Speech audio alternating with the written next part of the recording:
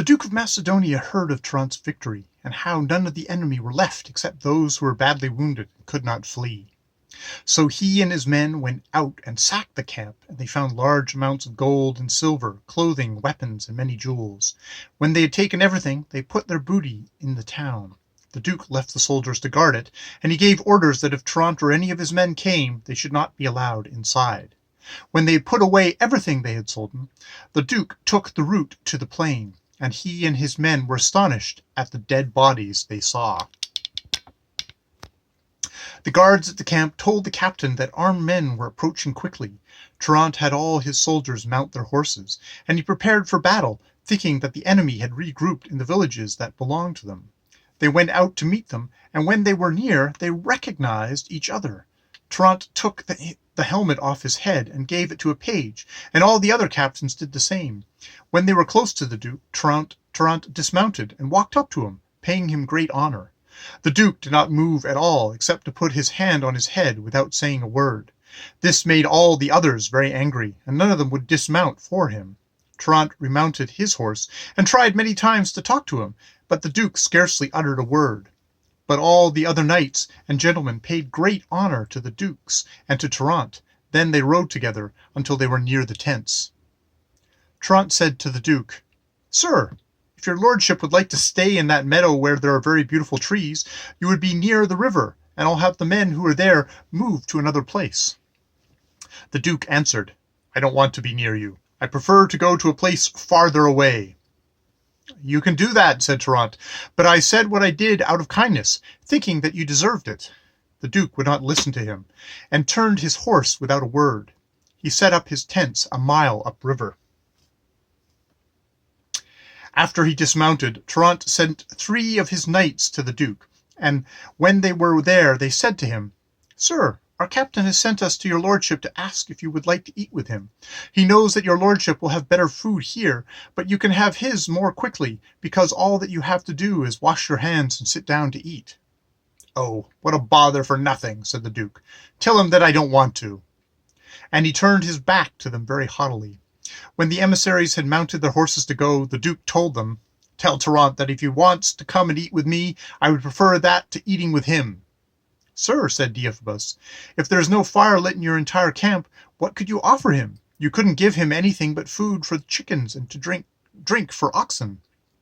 The Duke answered angrily, "I can give him chickens, capons, partridge, and pheasants." The knights refused to listen to him any more, and they wheeled about. After they had gone, a knight said to the Duke, "You don't understand, sir. What the knight said to you, he told you that you would serve his captain food for chickens and drink for oxen. Do you know what he meant by that? Food for chickens is grain, and what oxen drink is water." "On my father's grave," said the Duke. "You're right. I didn't understand. Those foreigners are very haughty. If I had understood him, I would have made him leave with his hands on his head." When Trnt heard what the reply was, he sat down to dine with the dukes, counts, and marquises who were already there. The morning of the following day, the captain had a large and beautiful tent raised, with a bell on top. That tent was only for mass and council meetings, and he had set it up in a meadow between the Duke's camp and his own. When the time came to say mass, Duke courteously sent word to the Duke to see if he would like to come to mass. The Duke haughtily answered no, but the other grandees came very happily. After mass they held council, and it was decided that the Marquis of St. George, the Count of Aquaviva, and the 2 barons should go to the Duke of Macedonia as ambassadors. When they were with him, the Marquis of St. George said, "Duke, should you not be surprised to see us? Our captain and the illustrious dukes, counts, and marquises have sent us here. We want to give you a share of the treasure you took from the enemy camp." And he said no more. "How overjoyed am I," said the Duke, "to hear idiotic words from such ignorant people. How do you think I would do such a thing when we have been battling day and night with sweat and blood against our enemy?" The ambassadors got back on their horses, and in the camp they found the captain and the grandees holding a meeting in the council tent. Then the Marquis told them about the Duke's reply, and he said, "Let us all mount our horses. An insult like this can't be forgotten." The Marquis quickly left the tent and armed himself, as did all the others. When the captain saw the disturbance in his camp, he was very upset, and he immediately had a proclamation made that no one, under penalty of death, should mount their horses. Then he went up and down, seizing knights, and he begged the dukes and marquises not to do this, because if they became involved in a quarrel, the Turks they had taken prisoner would fall upon them. Then, when the disturbance had subsided, Trnt ordered them to go to the battle site and take the clothing from all the dead bodies they found, and to keep it. Some of the knights asked why, and he told them that at some time they might be able to use it. As the Moors were being defeated in battle and were fleeing, Deiphobus thought about how to bring renown and fame to Trnt in the present and in the future. He went to him and asked him for the captain's ring. Trnt removed his glove, took off the ring, and gave it to him. Deiphobus halted for a moment, even though the others were pressing forward, and he stopped one of his squires who was a good and faithful man, and gave him the ring. He instructed him about everything he was to say to the emperor and to Carmenisa, and then to all the others. To carry out his master's order, the squire wheeled his horse about, dug in his spurs, and galloped away without stopping until he was in Constantinople. When he stood before the emperor, he knelt and said, "My lord, I have good news. Give me my reward." After the emperor promised to do so, Pyramus gave him the ring and told him all about the battle, how they had conquered the Turks, which had been like a miracle. The following day, the Sultan sent 3 ambassadors to Trnt. They put a sheet of paper on a stick and held it up as a signal for safe conduct. When they were inside the tent, the ambassadors were welcomed by the captain and all the others, and they gave the Sultan's letter to Trnt. He had it read in everyone's presence, and it said the following: "I, Armani, great Sultan of Babylon, and the Lord of 3 empires, glorious Trnt Blnc, captain of the Greeks and defender of the Christian faith, we salute you. And we declare to you, by counsel and deliberation of the Grand Turk and the 5 kings here under my power and command, with another 10 who are in my own land, that if you ask me for a lasting peace or a treaty of 6 months, we will offer you our white face to show our honesty, and 6 months of peace, out of reverence for all-powerful God, in the old manner, written in our camp on the eastern shore on the 2nd day of the moon of the birth of our holy prophet, Mohammed," etc. After the letter had been read, Trnt told the ambassadors to explain their embassy. One of the ambassadors, Abdallah Salomon, stood up, bowed, and said, "We have been sent to you, Trnt Blnc, captain of the Greek people, as representatives of the magnanimous and glorious lords, the Grand Turk and the Sultan. After the great number of deaths you brought to our soldiers, you imprisoned a small child, the brother-in-law of our sovereign lord, the great Sultan, his wife's brother, along with many other virtuous knights. We beg of you, on behalf of the thing you love most in this world, to give us the child. If you will not do this for love, ask a ransom for him, in silver or gold, and it will be granted." Trnt replied, "Since you hold up to me the thing I most love in the world, and you ask for a prisoner, I'll give him to you, and 40 more along with him. As for the other part of your embassy, I'll hold a meeting with my men, and then I will give you an answer." Trnt summoned his constables and told them to go with the ambassadors to select 41 prisoners for release. Then Trnt addressed all the great lords there. "Illustrious princes and lords, we've seen the request of the Sultan and the Turks. Do you think we should grant them the truce they are asking for?" First, the Duke of Macedonia spoke. "Most egregious and noble lords, this is more my business than it is the rest of yours, because I am closer to the imperial crown. It's my advice and my demand that we grant them 6 months' truce they're asking for, and even longer if they wish, and even peace if they want it, whether the emperor likes it or not." The Duke of Pera couldn't stand to hear anything more from the Duke of Macedonia, for they were at odds with each other because of each of them wanting to take the princess as his wife, and he said, "Gentlemen, it seems to me that for His Majesty the Emperor's benefit, and for the well-being of the entire empire and the Republic, we shouldn't offer them peace or a truce." Many felt that they should accept a truce, but most agreed with the Duke of Pera. Then Trnt said, "Since His High Majesty the Emperor has given me the right to speak in his place, I tell your lordships that I don't think it would help anyone to have a truce with these evil people. All their blood that's been spilled is because of your might, and that's the reason they're asking for peace or for a 6 months truce. Because during that time, gentlemen, you know that they'll be waiting for the Genoese ships to bring foot soldiers and cavalry, and in that time they would fill this land with such great numbers of men that afterwards all the power of Christianity wouldn't be enough to throw them out." The Duke of Macedonia spoke up and said, "Trnt, if you don't want to have truce, I do, and I'll make one, and I advise everyone to make it with me." "Duke," said Trnt, "don't make disorder out of what the emperor has ordered. If you try to do that, I'll have you seized and taken to his majesty, the emperor." Then the duke stood up, his eyes moist, and he left the tent and went to his camp, and Trnt and his men went to their own.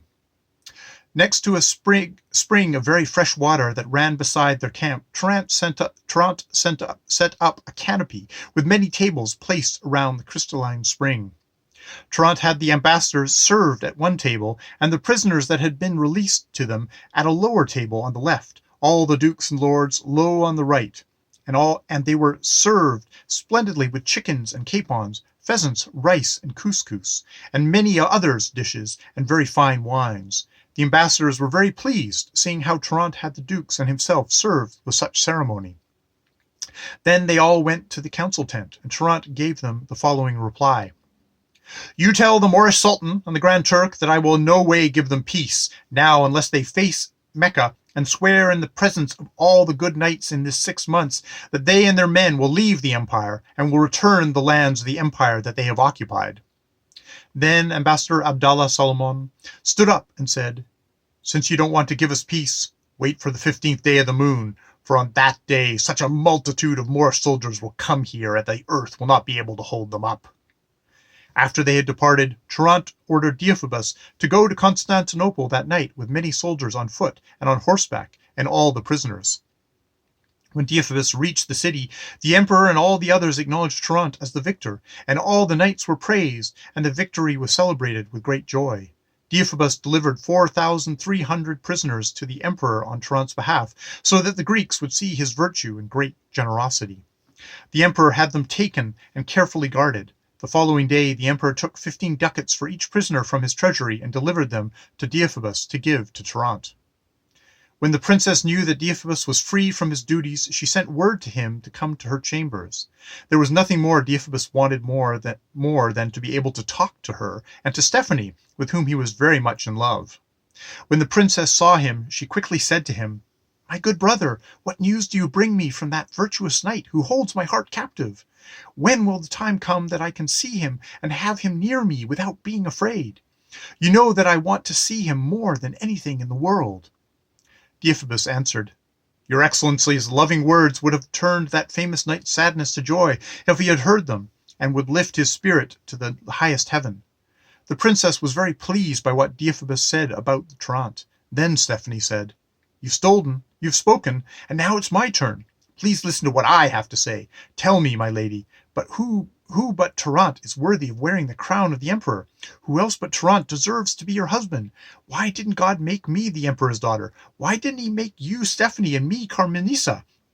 I can assure you that I wouldn't refuse him anything. If he lifted up my skirt, I would lift up my blouse for him, and I would satisfy him in every way I could. If your highness takes some foreign king, how do you know that he won't give you a life of pain? And if you want someone from this land, I'll talk against my father, because with his rank he should be your husband. But when you want to play, he'll be snoring, and when you want to talk, he'll be asleep. If you take the Duke of Pera, why, he's not even your age. This is what your highness needs, someone who knows how to keep you and your whole empire from danger. Who else can defend and increase it in the way that he is doing? He's the one who will make you run all around your bedroom, sometimes completely naked, and other times in your nightshirt." The princess laughed, delighted at what Stephanie was saying. Deiphobus said, "Lady Stephanie, by your nobility, tell me the truth. If it were Trnt's good fortune for the princess to take him as a husband, who would you take?" "My lord Deiphobus," said Stephanie, "I can assure you that if fortune had the princess become Trnt's wife, I would take his nearest blood relative." "If it were by bloodline, it would have to be me, especially because I am as obedient to your grace as Trnt has been to the princess, who, with her beauty and dignity, deserves to rule the world. So please accept me as your steward of your chamber, and kiss me as a token of faith." "It would be neither honest nor just," said Stephanie, "for me to grant you anything without the command of my lady, who has raised me from an early age, especially in her majesty's presence." Deiphobus knelt on the floor, and with his hands pressed together, begged the princess devoutly and with humility, as if she were a saint in paradise, to permit him to kiss her. But for all his pleading, she would not give him permission. Stephanie said, "O hardened and cruel heart, your majesty never wants to lean towards mercy, no matter how much you are begged. I will never be happy until I see Trnt with my own eyes." "Oh, bother, Deiphobus," said the princess. "Don't ask me for unjust things right now."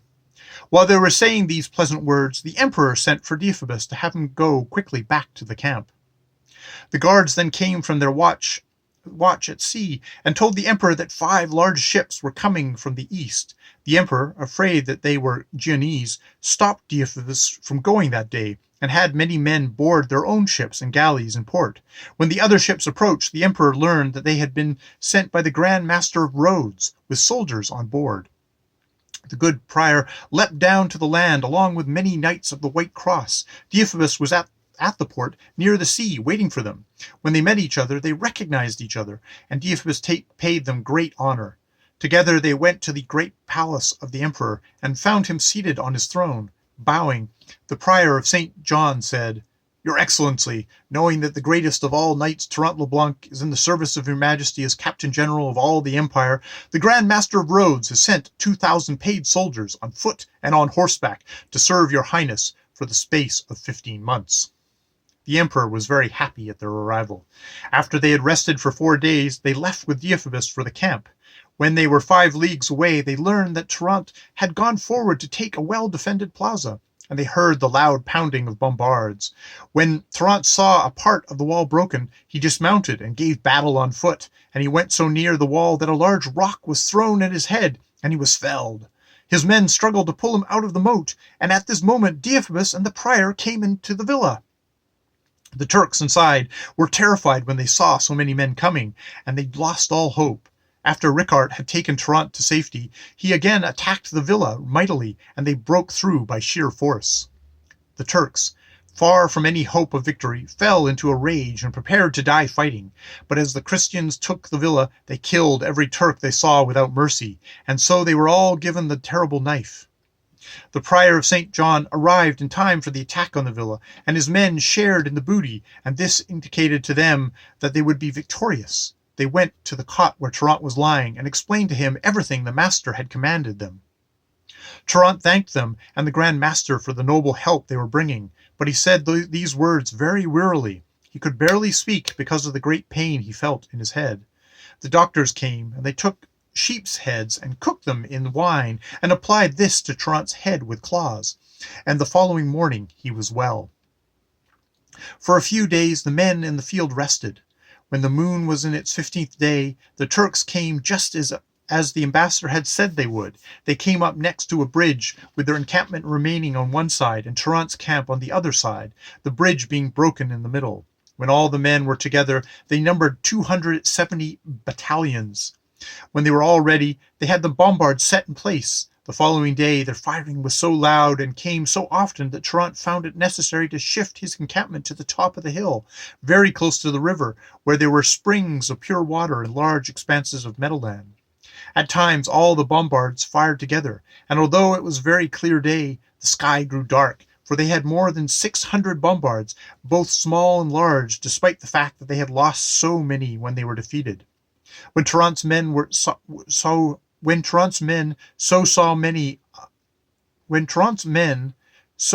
many of them, they were frightened at the large number of men on horseback and on foot.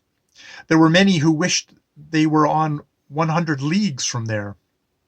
When the Sultan saw that he could not cross the river to engage the Christians in battle, he quickly had the bridge repaired. When Trnt saw them repairing the bridge, he took 4 of his men in a league distant to a large stony bridge, and at each end of the bridge there was rocky ground and a castle.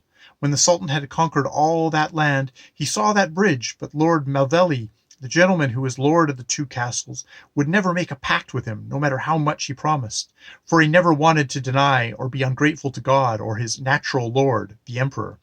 Instead, from those castles at the bridge, they often waged war against the villas and cities the Turks had taken. As a result, the Sultan was forced to make a wooden bridge so that his men could cross over to carry out the conquest of the empire. When Trnt reached the castle, he spoke with the knight whose name was Malvelli, and who had a very valiant son. The father occupied one castle, and his son the other. They had each 30 horsemen, and with the war they had become very wealthy. The son, whose name was Hippotulus, became a great friend of Trnt, and almost never left his side. The father and his son begged Trnt to grant him the honor of chivalry, and he did so. Then Trnt had many trees in the woods cut down, the driest they could find. They measured the width of the river, and they made beams, nailing them together with heavy spikes, and they made them so long that they reached across the river. And they put those beams underneath the stone bridge, and from one beam to another they nailed heavy joists, and over the joists they nailed wooden slabs. It was smooth from one end to the other, and it was well caulked with pitch. When this raft was finished, they put a chain at each end and attached it to the stone bridge. And when they covered it well with green branches, and they covered it well with green branches in order to hide it. When the Turks had finished repairing their bridge, the men began to cross it on foot, little by little. But they readied the bombards so that, if the Christians came, they could defend the bridge and the soldiers who had already gone across. When Trnt saw the Turkish soldiers crossing, the men in his camp were very disheartened. But he encouraged them and raised their spirits. He had the trumpets blown so that everyone would mount their horse, and they shifted their camp near the stone bridge. When the Turks saw Trnt's camp being raised, they assumed that they were fleeing out of fear, and they went across more enthusiastically. When the Sultan and the Grand Turk had gone across with all their armies, their battalions in order, one after the other, they made their way towards the Christians. When Trnt saw that they were near, he crossed over the stone bridge and waited for them. The Moors, seeing them on the other side, quickly returned to their wooden bridge. When they had crossed it, they made their way upriver to meet him and wage battle. And Trnt, when he saw them near, raised camp and went back to the other side. This went on for 3 days. The Turks held council. The king of Egypt said, "Give me 100,000 soldiers, and I'll go to one side of the river. All of you stay on the other side, and at the same time that I engage them in battle, as quickly as you can, you must come to my aid. This way we will be victorious." All the captains and nobles praised the wise words of the king of Egypt, but the Sultan answered, "It's foolish to say that you will take them on with 100,000 men, even though they have fewer. You take half our men, and I will take the other half, and whoever engages them first will do so, and if the other half will bravely help us, we will have the true glory and honor." And the discussion ended. The kings took half of the men, and the Sultan took the other half and crossed the bridge. When Trnt saw how the forces were divided, with the river in between, he said, "This is exactly what I wanted." He raised his encampment that was on the side of the kings, and had all the tents and carts placed inside the 2 castles with all the pages. And Trnt held his men back until nightfall. And before the sun had passed the columns of Hercules, Trnt crossed the bridge to the side where he had first been. And he had the foot soldiers climb a hill that was in line with the head of the bridge. When the foot soldiers were up there, he had the men with weapons also go up, one squadron behind the other. The Sultan, who was on that side, seeing that almost all the men had gone up the side of the hill to give battle, and there were only 4 squadrons remaining, went swiftly towards them and attacked them, making them flee up the hill, and 60 Christians were killed. Trnt retreated, battling all the time, and night fell. The Turks came down to the foot of the hill and set up their tents.